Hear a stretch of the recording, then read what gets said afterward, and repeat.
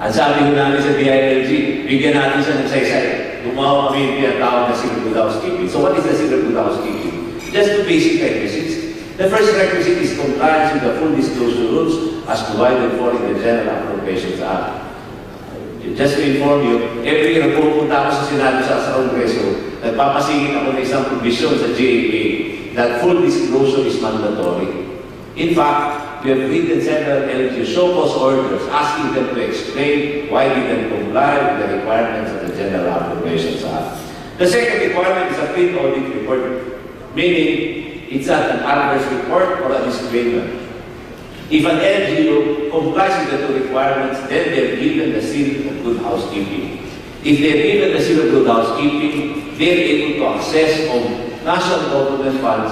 Last year, we had what we call the Local Government Support Fund, 6.5 billion pesos. For LGUs who have been accorded the seal of good housekeeping. Last year, there was $500 million in Performance Challenge Fund. This year, it's 750 million. Next year, it's $1 billion. We're providing incentives to good governance in the jurisdiction. And you say, dapat yung good governance may sukat. Mahirap po kasi na good governance is a motherhood statement. And good governance must be part of the political environment that LGUs are operating in. Then let me push it a little. Ano mo yung saysay ng secret good housekeeping? Dapat mo yung ginagawa namin sa DILG. May saysay siya sa politika ng lugar. Pag ang mga sukat kong ginagawa natin ay sukat lang mo ng marunong at hindi sukat ng praktikal, talagay ko hindi siya mapapansin. Magbigay ako ng halimbawa at mahalaga yung secret good housekeeping. Sa akin nung karanasan, tuwing halalan, yung kalaban ko sa politika, sasabihin niya, magnanakaw yan si Mayor na nakaupo. Ang sagot ni Mayor, hindi siya magnanakaw. Wala naman magsasabi kung sino yung nagsasabi ng totoo. Ang sabi namin na magsasabi ng totoo, ang seal of good housekeeping. So it's not just the money, it's not the financial incentive. It's a brand that will allow him to have something in so far as the most important driver of an elected official is concerned, it's the votes. Ang palagay ko, hanggang hindi natin nauugnay yung ating mga sukat sa paraan na naghahalang tayo ng mga leader, wala akong saysay. And we're promoting the seal as a tool by which they'll be able to engage this tool in promoting political interest. Masama akong pakinggan yun. Pero sasabihin ko sa inyo, aminin po natin sa hindi. Yung political interest niyo yung magtutulak kung siya gagawa ng maayos at hindi maayos. Meron lang sa inyo sa akin na hihinto na ako, kaya hihinto na ako. Sa madaling salita, ano po yung nais namin mangyari sa lokal? Ang una, ang maniwala ko namin na mas mahusay tayo sa lokal kaysa sa nasyonal, kahit ako nasa nasyonal. Pag binigyan siya ng sapat na pangyarihan, sapat na pananalapi, mas marami siyang magagawa. Pangalawa, dapat kung may klarong sukat at hindi na ho binibigyan ng pabuya yung sumusunod sa sukat, kundi pinaparusahan yung hindi sumusunod sa sukat. Ang parusa po sa kanya, hindi na po parusa ng sulat, kundi parusa ng kaso. At kami ho, ang sabi namin sa DILG, walang compliance sa full disclosure policy na nasa GAA may kaso. Yung meron ng compliance, ang sabi ho namin, mahalaga na bigyan siya ng pabuya. Pangatlo, I think it's important that we put good governance in the political landscape in the locality. If you're not able to achieve that, then it will be ignored in as much as that process will allow them to remain in office anyway. Unless you're able to hire them at the challenge. All of these good governance tools that we're promoting will just simply be a scientific tool.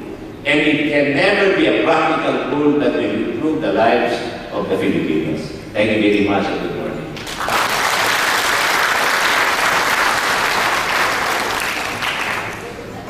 Thank you, Secretary Robredo. And now we are opening the floor for questions. The Secretary must leave at 9:30 for Malacanang. So who would like to ask the first question? Yes, ma'am. Our ground rules are simple. Please identify yourselves and make your questions brief for documentation purposes.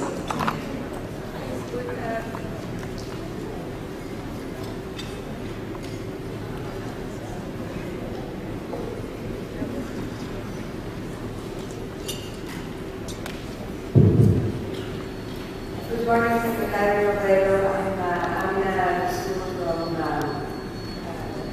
Executive Executive Office. You were in Davao last week for the governance summit of ARMN, and I recollect the discussions there. Some of the mayors were a little worried about this idea that you put to them. Let's start fresh. The rules are rules now, and you must follow them. Follow the rules on governance, then we can work together. I think one of the problems that came about was the idea of justice. How do you serve justice to those who have been offended in the past? And how do you mesh this with the very real need of working with all those local government executives who do want to move past the mistakes of the past and move forward so that we can better serve the communities? I mean, two things. One is that while we are offering them a clean slate, you know, I guess it will not be fair if we do not run after people who violated the rules before. So in that sense, the incentives will be provided as long as they comply with the new rules, but it doesn't mean that we forget about the misdoings before this term. Now I guess we need to serve the ends of justice at the same time that we would like to promote good governance in the area. It's really a challenge. In fact, let me be very, very frank about it. Our goal in ARM is just 50% plus 1. Meaning there are 118 LGUs in ARM. If we'll be able to do 50% plus 1 by next year, I'll be happy. That means we need to work on around 60 LGUs. And based on our count, at the moment we only have 42. And we're still looking for 18 who will qualify. That's the long and short of it. But it doesn't prevent us from doing more than 50% plus 1. But the realistic objective really is just half of them. Thank you, Secretary. I think one of the things that we're going to need is to find citizens who will be willing to step up to the plate and provide evidence. Because as we said earlier, if there's nobody who's going to say the mayor did something wrong, then there's nothing that you can do to move towards justice. You know, I mean, sometimes it's a chicken and egg thing. I'll just give you an example. We're handling the Philippine National Police. For a long time, it was difficult for you to find someone who will file a complaint, then see it through. But you know, we filed complaints against former chiefs of the Philippine National Police. Meaning, by demonstrating that no one will be spared, it simply means that anyone now can file a complaint, see us, and say that if he was able to do it against the top class of the organization, there is no reason why we can do it with the lower rank officers. In like manner in ARM, if you recall, initially it was only us investigating ARM.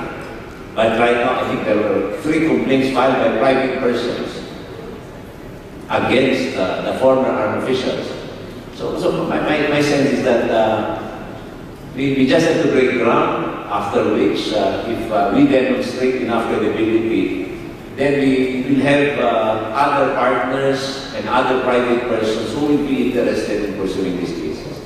It's not easy, by the way, but I guess we have to start somewhere. And leadership must find a way where it can credibly begin what it means to achieve. I think we have time for only one more question. We don't want the Secretary to be late. Yes, sir.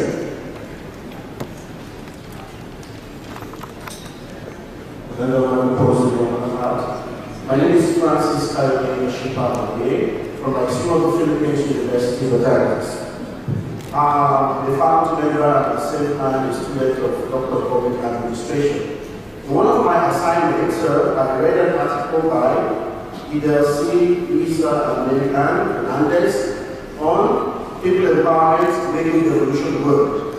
And in that article, you recited, and the Honorable Roberto Ulacan was cited, and Edward of Puerto Princesa was also cited as a good example of people that have been able to transform the political arena of the Philippines. And when you started, you were more like a political neophyte. So my question is, what program have you put in place to encourage the youth of tomorrow to take over from people like you, since you have set a good example for this country? Thank you. You know, if you take the whole morning to explain it, but I'll just give you one specific example. You know, in Naga City, we had what we call the City of Officials program, where during the summer break, we have a city of mayor, city of vice mayor, city of councilors, who are actually working with us in City Hall, just to move it ahead. In that program, I have now an elected city councilor who was former city mayor. I have my assistant city legal officer is a former city mayor. The head of the urban poor affairs office was a former city councilor. The city administrator was a former city councilor. Meaning, by exposing them, showing them that they can make a contribution, young people in the city became interested in working in the government. But that's only a small part of it. I think the bigger part of it is providing avenues for people to engage in their government. In fact, we passed a local law in the city wherein City Hall is compelled to have an NGO representative in everything that it does. In all the committees in the city council, there is an NGO representative who's part of the board who can debate with the elected officials of the city, who can vote at the committee level. Meaning, we provided meaningful avenues for them to engage with us. And let me just connect that with the politics of it. I think we've been politically successful in the city because we have allowed them to be with us. Meaning, yung kritiko sa akin, ang sabi ginamit ko yung mga NGO. Pero yung mga NGO, ang sabi niya, binigyan ko sila ng kapangyarihan. But the practical side of it is, when people are made to choose their local officials, they'd rather choose a set of officials who will allow them to work with them even after they're elected, as against officials who will only work with them during election time. Probably in the case of Naga City, we have developed a system where they are part of the system even with and without the elections.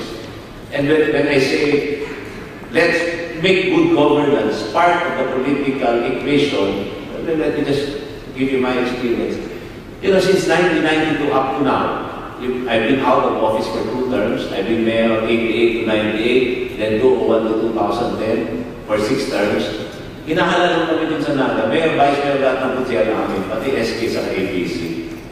Ibig sabihin, hindi ho hiwalay yung maayos na pamamahala sa matagumpay na politika.